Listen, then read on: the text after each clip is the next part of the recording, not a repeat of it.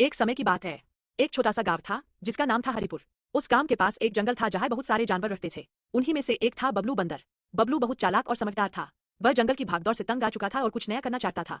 एक दिन उसने सोचा, क्यों न गांव में जाकर कोई काम शुरू करूं। अगले ही दिन सुबह सुबह बबलू अपने सिर पर एक टोपी पहनकर एक झोला उठाकर गांव की ओर निकल पड़ा। उसने गांव के एक कोने में एक छोटी सी लकड़ी की दुकान बना ली और उस पर एक बोर्ड टांग दिया, बंदर की दुकान, सब कुछ मिलेगा यहाँ। मंकी। शुरुआत में गांव के लोग हैरान थे, बंदर दुकान चलाएगा। लेकिन बबलू की दुकान बहुत खास थी। वहां बच्चों के लिए फल, गुब्बारे, आयुले और स्वादिष्ट मूंगफली मिलती थी। और सबसे बड़ी बात, बबलू सबको हंसाकर खुश कर देता था।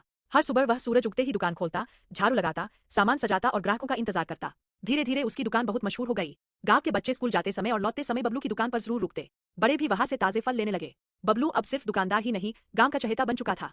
एक दिन गांव का मुखिया बोला, बबलू, तू तो हमारे गांव की शान बन गया है। बबलू मुस्कराया और बोला, काम कोई भी छोटा नहीं होता, बस मन में लगन होनी चाहिए।